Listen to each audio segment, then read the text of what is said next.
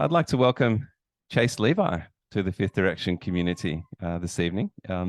We've kind of been orbiting around each other's fields for a little while now, but had the opportunity to connect via Judith Kate Friedman, Danny Deardoff's partner.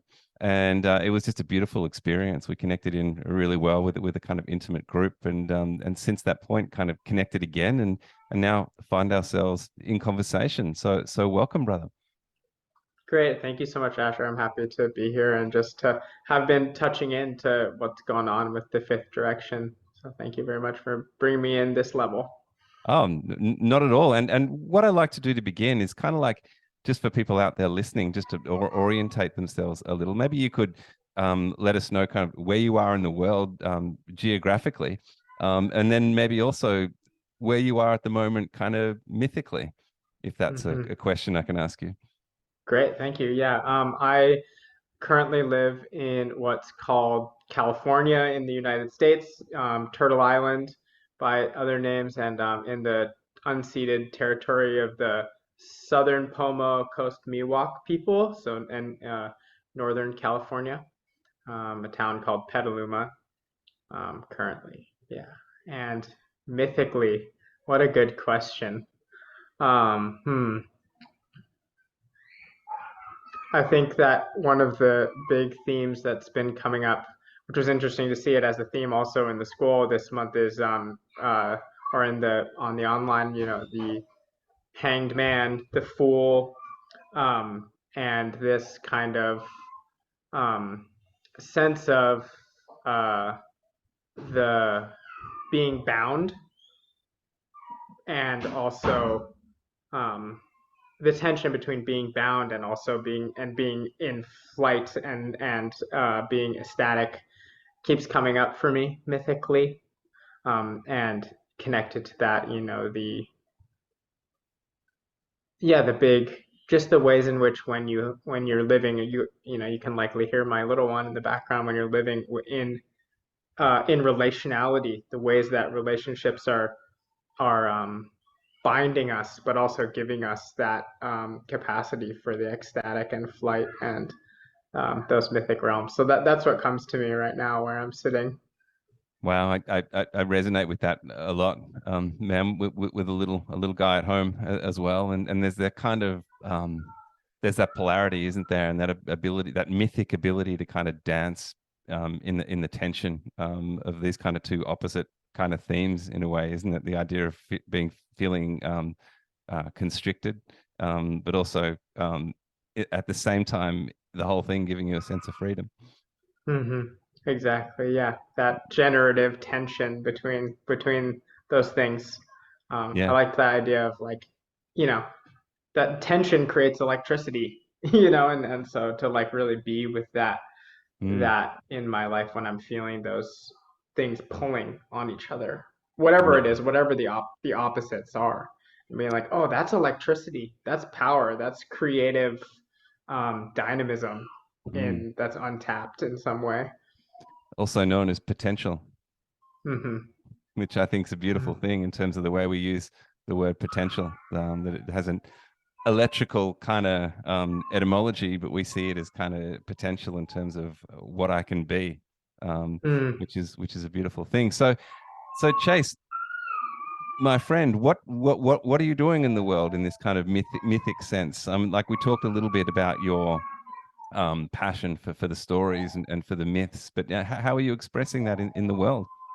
Currently, my like most forward facing expression of it has been through a lot of writing.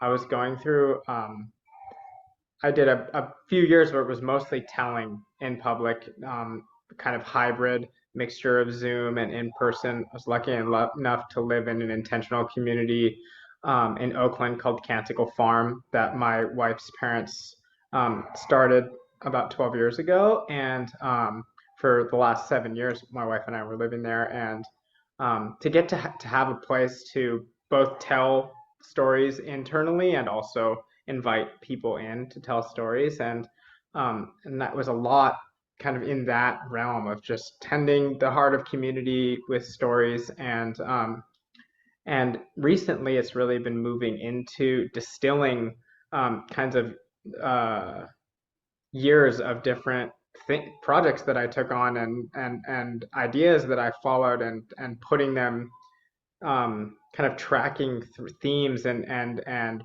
putting them into writing. So that's been my main um, in the last months. The main way that I've been doing it, I'm writing Substack with the storyteller, ritualist teacher Andreas Kornevall, who's Swedish and but is out in England. And so he and I kind of ping pong back and forth on different ideas of living with story and uh, what is the possibility when we look at stories as provocations, as like ways, questions about how to be in the world with the world.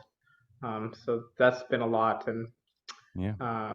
yeah, and then also my wife and I just finished teaching a course called Watering Our Roots, and Ancestral Healing, Myth, and the Making Holy of Time.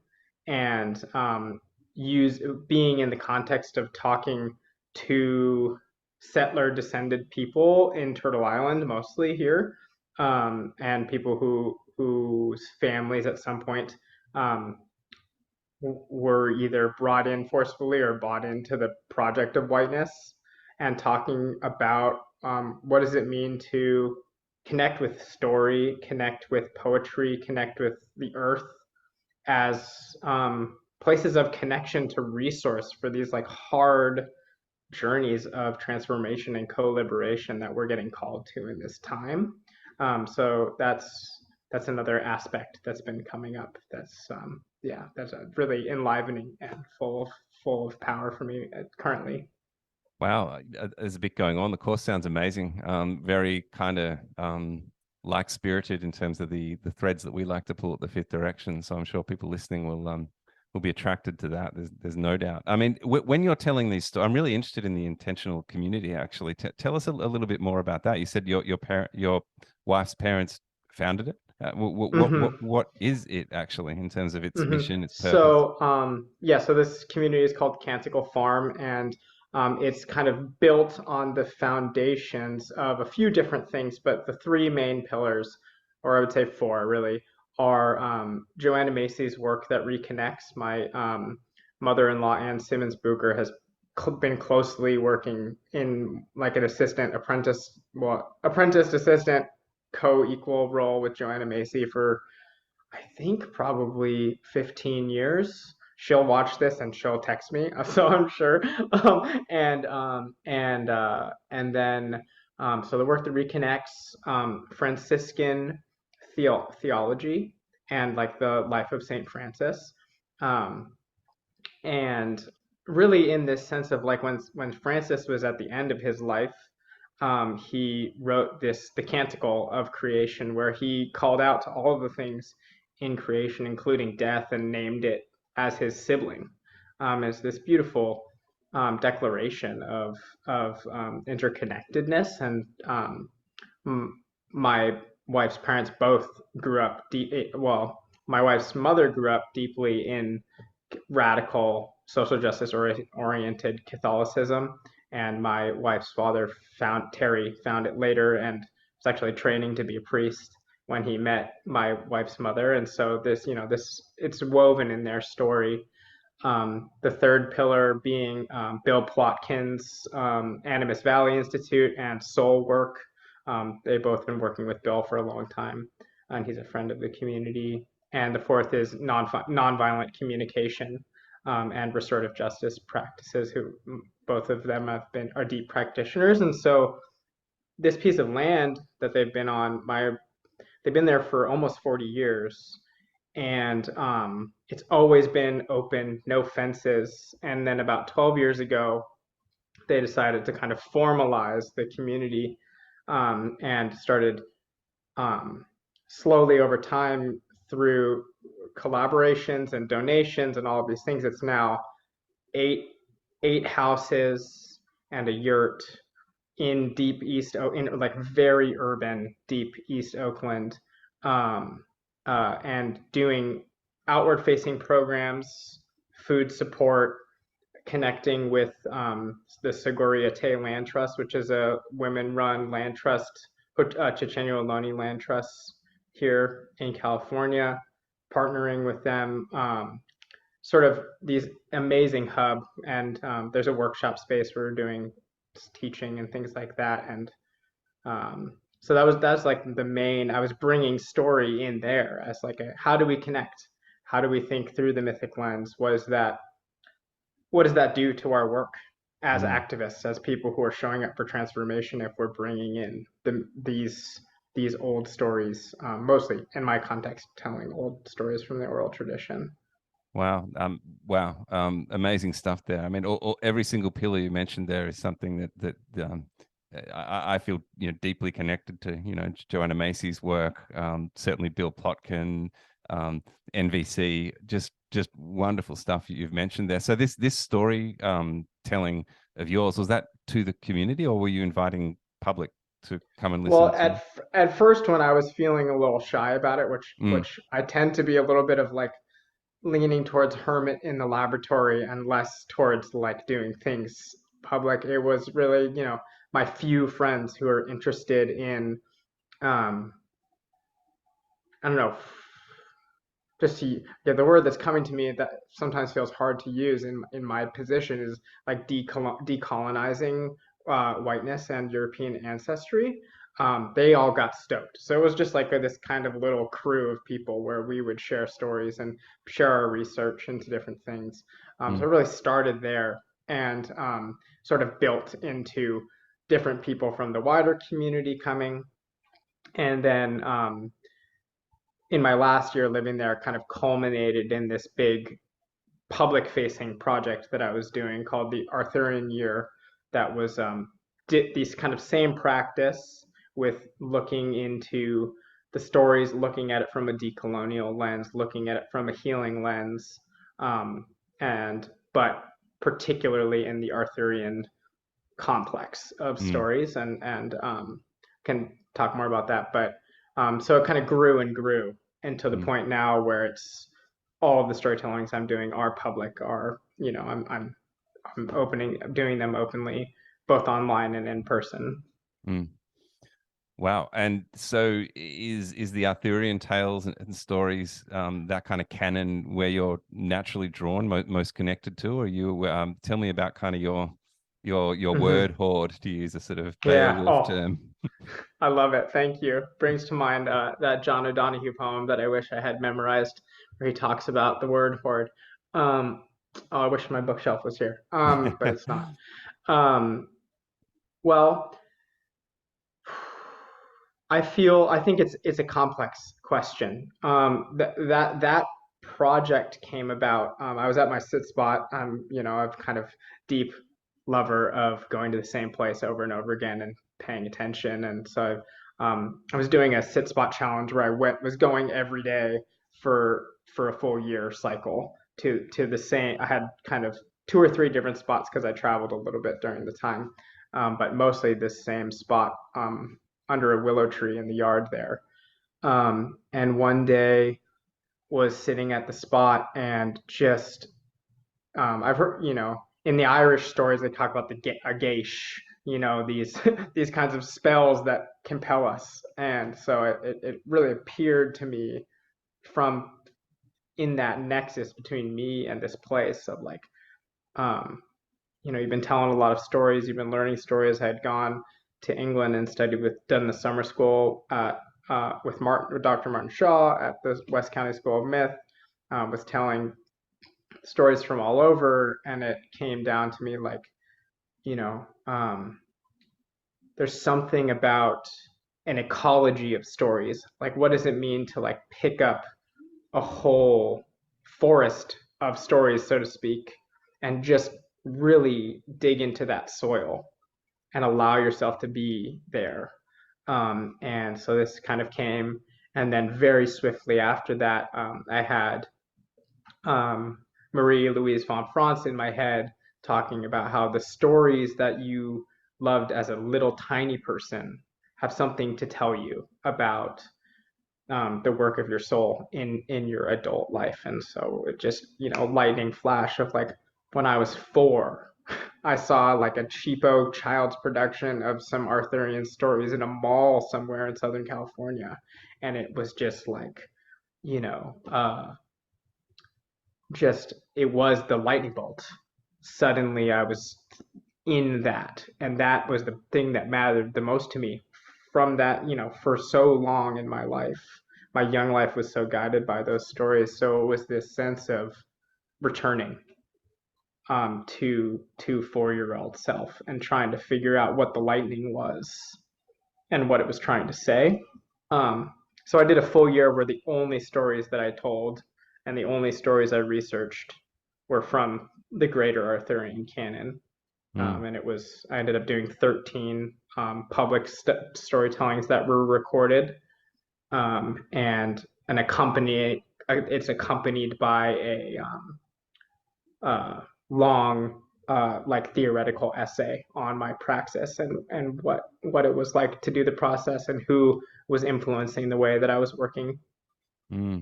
That's fascinating, man. Because as an Australian, kind of we as young children, yeah, most of us, particularly the white children, we get exposed to Arthurian myth, Arthurian tales pretty early on through movies, through books. So it's kind of interesting when you're telling stories where you know that there's a fragment of the DNA of those stories in people's minds before you begin.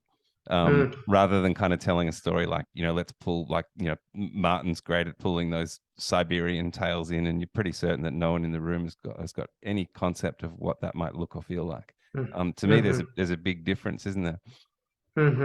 Yeah, and I think that was part of it for me. It was, exactly when you say, like, John Steinbeck wrote this American author wrote in the, the year is escaping me, but wrote a book about Arthur and wrote, like, these stories are in us, even if we've never heard them, because of the way they've been pulled into like white Western culture. Maybe those weren't his words, but that's how it translated to me.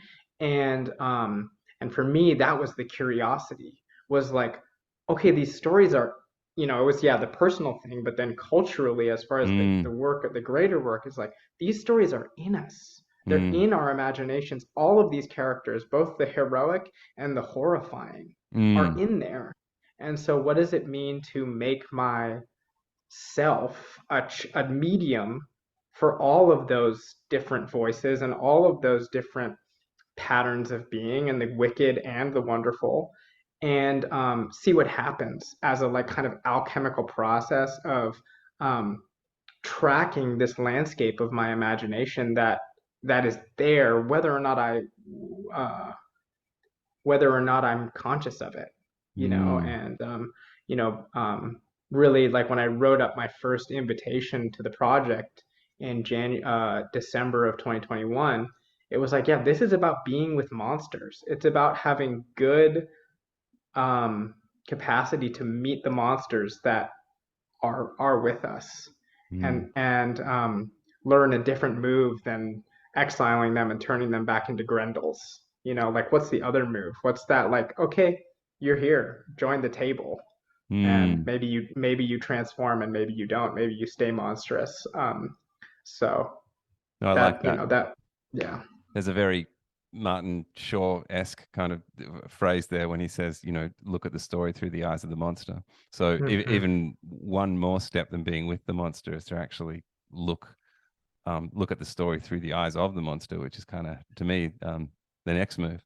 But it's all very interesting, man, because when I think about the Arthurian canon, you've got stories there which have kind of been told and retold and made into movies and books, like, over the centuries, and so they've changed significantly. Like, what did they actually look like originally? It's a bit like kind of water constantly running over stone. The stone changes, but then you've got stories like Inanna and Gilgamesh, which have only really been uncovered in the last 150 years and thousands of years old. So, but they've remained underground, literally, and completely untouched. So even though they're older, we're kind of looking at them with fresher eyes, and they're closer to source. And I just find that whole mix really, really interesting. So I'm fascinated that it was the Arthurian tales that you picked up. It's a huge body of work and a huge undertaking, and I'm sure there were moments when you're like, oh my God, what have I got in my hands here? Yeah, yeah, it really was massive because um, I had to engage with the whole, as much of the corpus as I could get my hands on, because I didn't choose the stories in advance. Um, so I kind of decided that, okay, every full moon I would tell a story. And so tracking backwards from there, I had to design a research and memorization methodology. And so what I ended up building it around, on the new moon, I would have a meeting with an astrologer friend of mine's, Alexis Andaluki, and she would and we would talk about the transits for the full moon. Okay, what's happening? What is Venus doing? What is Saturn doing? What is Jupiter doing? What is Chiron doing? All of these things, and kind of lay it out as an archetypal map. And then I would leave our meeting and then just go dig into the books between the new moon and the half moon and try to find any chiming of the same pattern in the stories, Mm, and mm, then memorize it from the half moon, learn it, work with it, take it on the land, do art projects, do whatever my process was between the half moon and the full moon, and then let it go fallow from the full moon to the new moon again, and then do the same process. And so there was never, the whole time, there was one story, the last story I knew I wanted to do, Gowan and the Green Knight, because it was the December full moon, and that's been a really potent story for me in my life. So that was the only one that I picked ahead, and the rest of them was like, learning, digging, researching, finding new things. And one of the most potent and amazing things that happened was on the last story, or the second to last story. I was researching kind of the Arthur Mordred downfall of Camelot arc. Um, and I forgot my book of La Morte d'Arthur at home. And at the time I was commuting 2 hours to work every day. And I was like, there was no way I could get the book. And so I went on the internet onto archive.org and just looked up, give me a copy of La Morte d'Arthur. And I just clicked the first one, reading it. I'm reading it. I'm like, this is an interesting translation. What's going on here? And so I go back to the front page, look at the author's name, and the author's name is no, it must be Richard. Sir Richard Strachey, the third Baronet of Sussex. And suddenly my brain starts exploding because that's my direct ancestor. whoa, no way. In 1863, wrote a new introduction and retranslated Mallory from the French. So it was just this, like, I had no concept of that. How did you That know it was was an even, ancestor, though? Did you you're well, aware I of that had part? the, yeah, I was Yeah. aware of that part. Mm. We I grew up pretty estranged from my paternal family, and before my grandfather died in 2021, I had just reconnected with him about a year and a half before, 2 years before that, and he had sent me a huge packet. He was a like consummate genealogist. He loved it, as that's like the one thing that I knew about him. And so he sent me this huge packet of stuff, and I had been scouring through it over the years and kind of tracked this Strachey line, but um, never like looked into that particular person at all. Mm. And it was just like, it was that like kind of like explosive, like, oh, so not only did I love this when I was 4, but somewhere in my DNA lineage is someone who also loved these stories. And Mm. we have a very different like when I read his introduction, I'm like, we do not understand these stories the same way, but we both loved them. Well, but you know that and from a Jungian sense, there's a spirit of the times at play there. So Hmm. his translation and understanding of it is probably very much mired in the times that he was living, as Hmm. is yours. But maybe, what I would call the other side of that coin, the spirit of the depths, is the same, and that's where that's where the connection is. So Mhm. Hence you have, slightly different takes, but Mhm. underlying all that, the kind of substrate is the same. Yeah. That's really cool, man. I love, well, no doubt, no surprises then that you're a storyteller, brother. It's literally in your blood. Mhm. Mhm. That's really cool. I wanted to touch on your time with Martin Shaw, because he's obviously a character of great interest to us at the Fifth Direction. We follow his work, really closely. But tell me, paint a little picture of what it was like to kind of be in the school there with Martin, and what did you learn, and Mm. anything else that you care to mention? Yeah.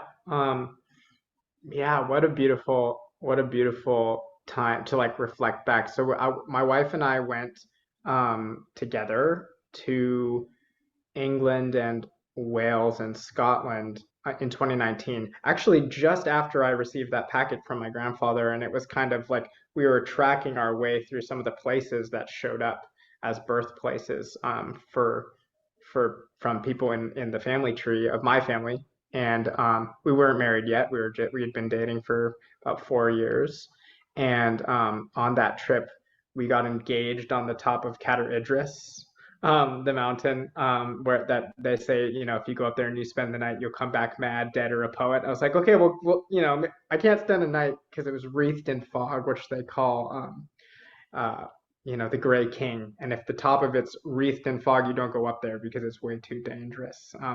And so we didn't go up to the top, but it was like, okay, well, we'll get engaged up here, you know.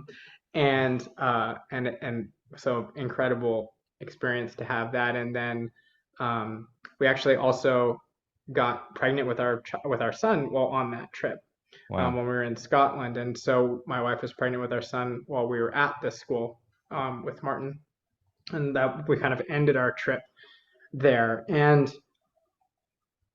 um, I had I had met Martin a couple times before that. He had come out and done some stuff with the Nature Connection program, Weaving Earth, that my wife and I were both in out here in Sonoma County and in Point Reyes in Marin County. And so, had been around him, had been, in the room when he was telling stories. And um, that was really where all this came online for me as like a possibility. I had never heard of a storyteller. I grew up as an actor and a musician. So it was, performance was a part of my repertoire. But this particular thing, maybe I'd seen one person tell a story as a kid.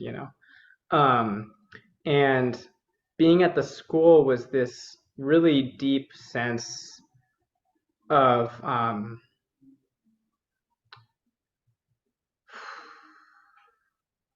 the magic that's possible when you really carve the time out to sit with like story after story, and to be on the land. That's one of the things that really moved me about his approach during that, I don't know, during that summer school. To In the middle of the week, we spent a full day out on Dartmoor, um, and in with various ritual accoutrements, to like be out there and to be with the place, which is so meaningful for me because that's just so part of my origin story with storytelling and myth, and what, how does it chime with the land, and which obviously if you're a reader of Martin, like that's so a part of his thing. It Sure. makes sense that it be doing that. And my really deep sense, really coming out of it, it was like getting you yeah, punched in the face is the wrong metaphor, but really like just like wave after wave of like he would tell like a 10-minute story and then be like, okay, go tell it. Send us out in small groups. Have us go tell it. Okay, come back in, tell another story, go tell it. And it was just this like kind of like, okay, let's just do this. Let's just practice. You had to be bold enough to just try. And I think it was like he did probably 8 or 10 stories in 4 full days, and two of them were massive. And taking away from it just this sense uh, of being bold. Like that year was called Entering the Bardic Secret, And I don't know if he ever told us what the bardic secret is, but the bardic secret that I came up away with was having the willingness to be bold enough to speak from the deep place and to Mm. speak from your affinity with more than human beings and to like really give voice to something. Um, and that's been like a hard thing to walk with because I don't feel bold a lot of the time. But it really that I touchstone back onto that kind of takeaway for sure. I like that. And even listening to Martin talk about his early days, he talks about a lack of boldness in the beginning.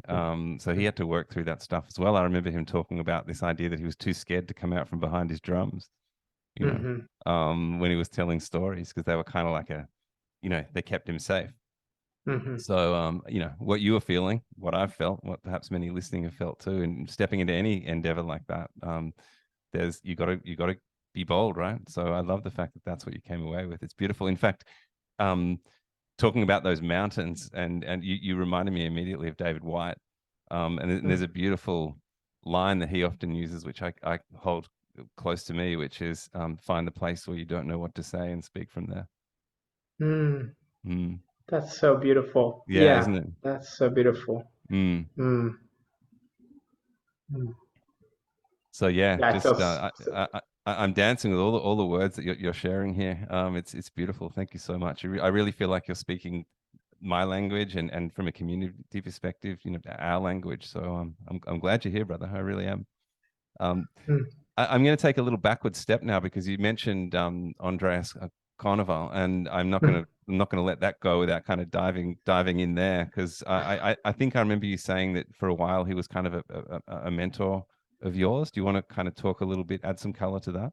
mm. Yeah, well, I love it's all constellated around this same trip. So after after being at the summer school, entering the Bardic Secret that year, we were in Chiswick Park in London, staying with a family friend, waiting for our flight home, and one day, just we're pre-child. Oh my God, such an incredible thing. We're just like laying in the shade of a tree for hours, waiting, just like with nothing to do. I would love to do that again.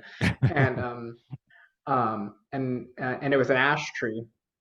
Um, which if yeah, if you've engaged with my some of my work, that is like that's a really big character in my realms. And sitting under the shade of this incredible ash tree, and I get this notification on my phone because and it's from Andreas's blog, which I had read like one time months back on something, and it was about the runes and the rune row and Yggdrasil and the ash tree and dragons, and it was one of those, to bring Jung in again, those synchronicity moments of here I am, I've just made this pilgrimage here, I just went and studied with Martin, I've been like waiting for this for years and I don't know what's next, and this thing pops up, and it's this incredible piece of writing from Andreas that's just really chiming with what's going on for me. And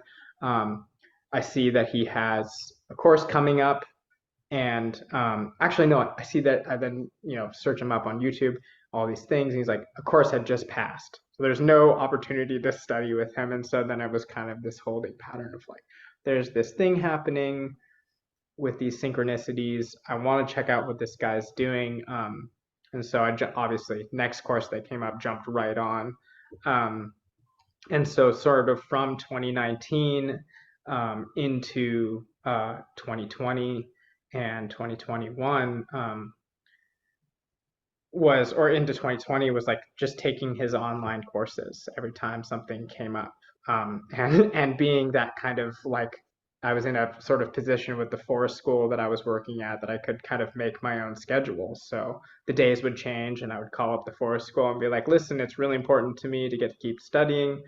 Can I not work on Wednesdays anymore? And kept studying with him. And it came to the point where I had finished the up until the advanced courses, and I signed up for the advanced one, and no one else signed up, and it was kind of devastating. I was like, "Oh, he's not going to do it," and my wife kind of goaded me, like, "You should just reach out and see." Um, if he'll do something one-on-one with you. And so ever since then, we were meeting one-on-one to dive into all of these different realms of magic and ceremony and ritual and land healing and story. Um, and we've been in this interesting moment where we've moved.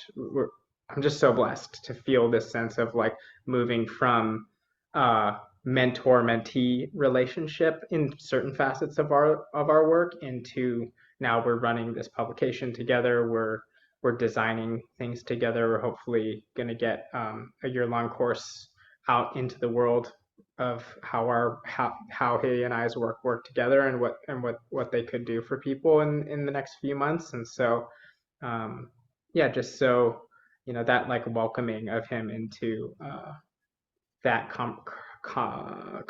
camaraderie is so just fresh and new and beautiful every time I think about it. Like a Padawan to kind of apprentice Jedi. It's kind of lovely. I like that. And was that your entree into Norse mythology, or were you kind of dabbling in that earlier? I was dabbling in Norse mythology earlier, in and out. I knew the characters. I knew some of the stories. I had read Neil Gaiman's like Yeah. retelling of the Norse stories when I was working at the Forest School, actually, because I was the Forest School storyteller, so I would just like throw whatever story books I had on my shelf in my backpack, and we'd go on romps in the woods and track animals. And when everyone got tired, we would just sit down and I would just tell whatever crazy stories I could find, and often probably out of the realm of 5-year-old acceptability, but I got to play with that. Mm. So I had some Norse stuff in me as far as the stories go. Um, but that was my real like entree into the depth and the gravity of the like underlying cosmology, energy, magic, um, relation relationship to earth and place and mystery that's really inside those stories. Mm. Mm. And it's been a really big, along with the Arthurian, it's been my main study point for the last couple years on working on those kind of nexus points between magic and story and ritual in the Nordic context. Yeah, because I also I see a lot of runes and symbols around your work too. So it's obviously deep. Mm-hmm.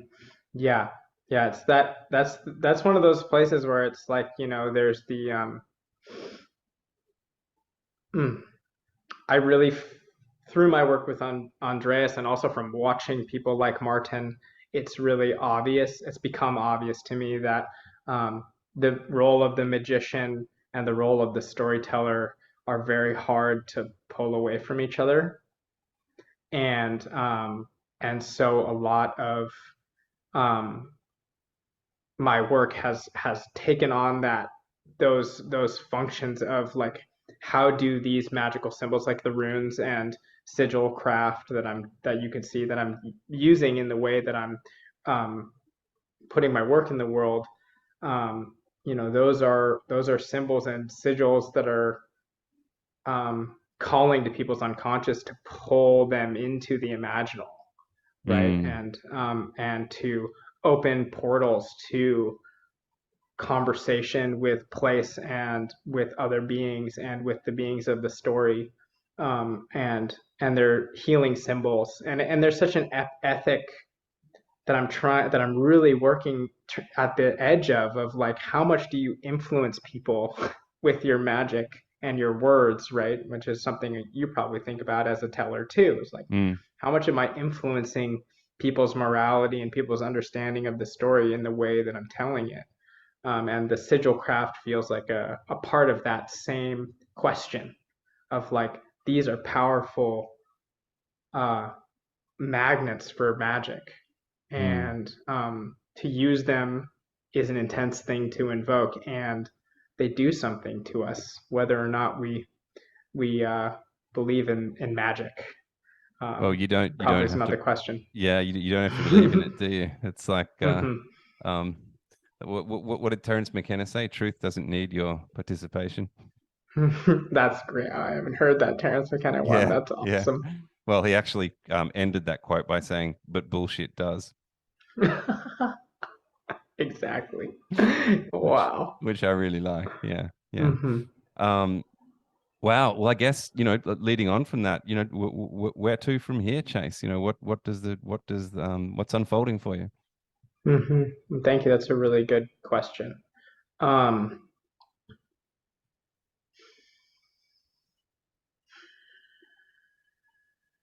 hmm. um, some of the things, hmm. Yeah, one of the things that feels really alive right now is um, figuring out, or not figuring out, that's actually not the wrong premise, wandering into and trying to be with um, what it means to be to do storytelling in the way that I do here on this land, and how to like really be coming to that in a way that feels good. I mean, the question that I keep getting asked when I go to workshops and when I get asked to teach is like, why the old stories here now, Mm, and why myth here now?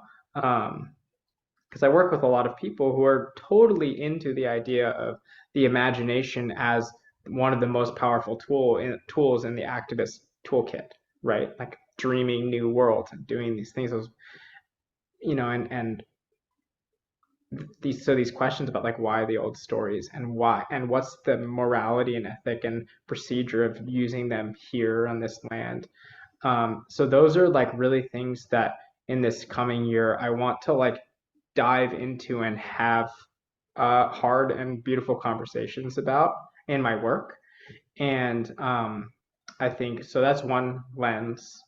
I think this year-long course that I'm putting together with Andreas is like really the where to that's coming, to be really honing in on how do you guide people in this kind of globalized world that we're in where we can all be on Zoom. How do you guide people into deeper and deeper relationship with the places that they actually live, with the spirits that actually live alongside them in those places, and with the like the hard skills of beauty of like learning to make things with your hands, learning to track animals, learning to understand bird language, um, and to put those alongside myth so that you know um, so that the the voices that we're speaking with are populated with that whole that whole magic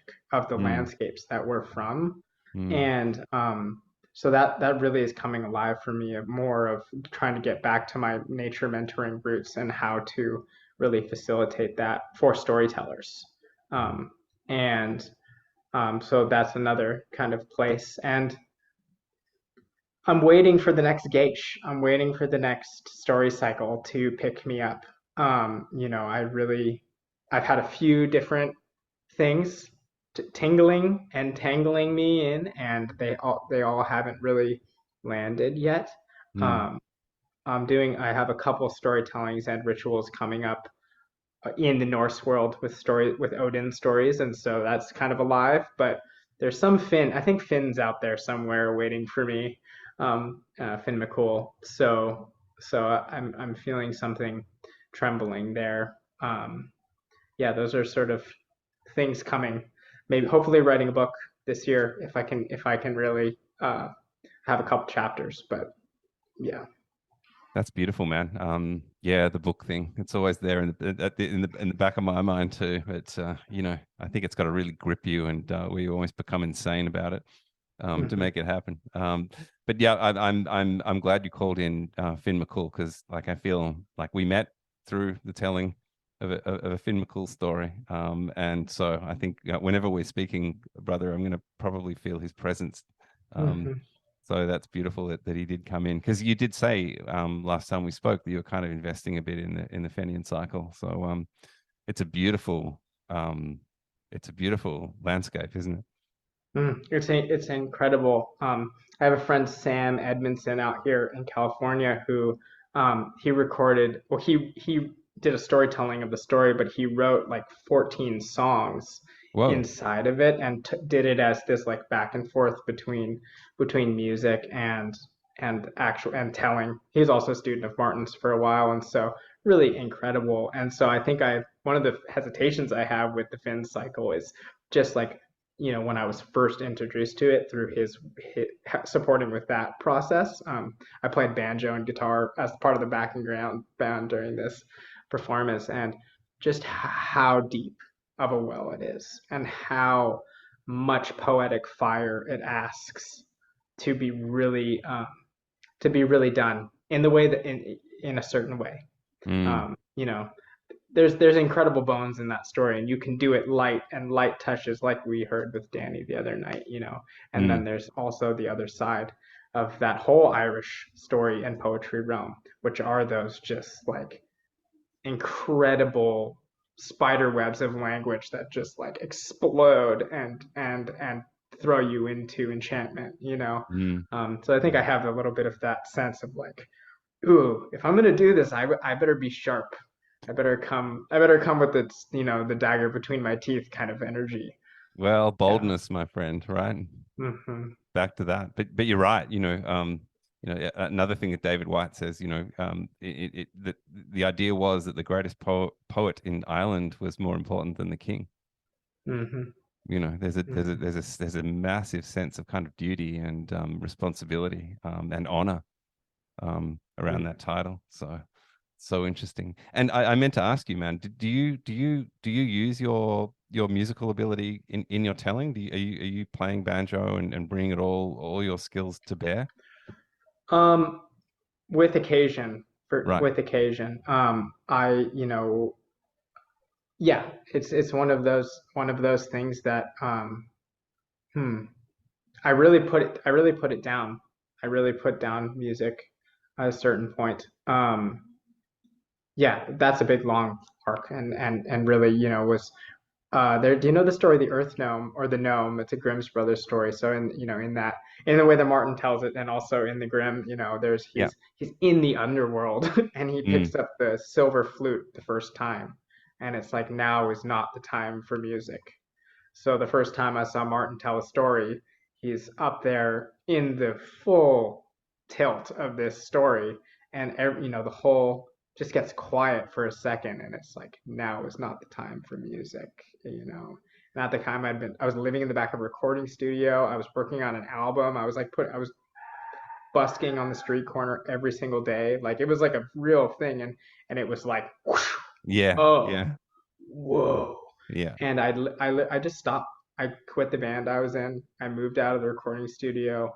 I stopped playing, because that was the message that night for me. Mm, And when I told that story again the year before last, before the earthing and stuff, and there was that sense when I got to that point in the story, it didn't have the same. I could feel that old thing, but it didn't have the same hook. And when he then picks the flute up again, and the gnomes come and pull him up by his hair, had a lot more charge. yeah. And so I've been slowly like limping my way back to the guitar, and to the banjo, and the other host of instruments that I picked up in my early music life. So in staying in the story, you don't quite feel like you've reached that moment where the time is right. Mm-hmm. All in the gnomes. Yeah, Is it's that how it that. feels? It's all. Yeah, it just feels. I'm learning how to accept my limp on the guitar, because I used to be able to really, really dance, you know, like really play. And because I was playing for 8 hours, I was like playing all the time. It was all I did. And now the way I play has a serious limp in it. Mm, And it's hard sometimes for me to accept, um, that it's okay that I don't mm, play at the caliber that I know that my hands used to be able to. Um, and so I think that that's where I am in that story. It's like, it's I'm accepting the music back, but there's still a resistance. And so maybe the gnomes are pulling my hair, and I'm still trying to play, but the gnomes are pulling my hair. It hurts a little bit, um, and I'm coming out. I'm coming out of the underworld, and I have something different to share than I used to. Um, yeah, that's what I Wow. would. That's where I would go. I'm glad I asked that question, man. A lot of beauty just came out, I felt then. So thank you for sharing that. The idea of learning to accept your limp. I think there's always so much gold in around that theme. Brings me back to Danny actually, and how we met. There's a man who completely embraced that, virtually wrote a book about it. Yeah, an incredible book. Yeah, really. If anyone's listening, The Other Within is quite the book. And just on that, I felt a sense of joy when Judith Kate was saying she might be turning that into a course. Let's not put any pressure on her, but just the fact that that might be some kind of steps in that direction lights me up. Yeah, that's actually how I came to Judith Kate, because I had this idea for a book club, and instead of just starting it, I emailed her and was like, "Hey, I know that you're stewarding this book. I have this idea for a book club. I want to start it with some of the guys from the School of Mythopoetics. Would that work for you?" And her Mm. response back was like, "Let's get to know each other first." Oh, isn't that you beautiful? know? And it just was that moment of like, I was so glad for all of my years of people of like being in intergenerational community and being like, okay, there is a reason why we ask our elders questions Mm. first, and Mm. particularly when they're stewarding something, Yeah. and so um, it just opened the doorway to us to actually just build a relationship. So it's been something we've been talking about as well in our relationship about how to do book clubs and courses and all of these things. And so we're really looking forward to, I'm really looking forward to when it all allows for that to happen, because I think it will be really beautiful and generative to tangle with that in community, tangle with that book in community. Oh, I agree. It's so full of there's some potency in there that you rarely feel. It's amazing. So I'm hoping that happens, and I'll be all over it if it does. Like I'd love to join in some way, shape, or form. That'd be beautiful. Well, Chase, look, it's been an absolute privilege to have a chat with you, my friend. And I'd love to kind of extend the invitation for you to come and do something in our space. So, that's something we can talk about, away from this recorded conversation, but to have you come in and tell whatever story arrives, we'd love to have you do that one day. I would be an honor and a privilege to get to share space with you all and just to feel some of the magic of what you've been cultivating. It seems like from what I've seen and sounds like from our conversations that it's really deep. And so Mm. I would be humbled. I would come in humbly just to, you know, really drink from your well and give what I've got. Oh, that's beautiful. Thank you, brother. And one day, perhaps, maybe stepping on this soil might be a thing as well. I would be overjoyed to come down and or come up whatever way the plane goes, and be with you all, and be with you and meet you, and see some of my other friends who are scattered around the continent, Yeah. from other lives. Yeah. Yeah. Absolutely. Well, let's throw it out there and see what unfolds. Thank you, brother. Thank you, Asher. Thanks for having me.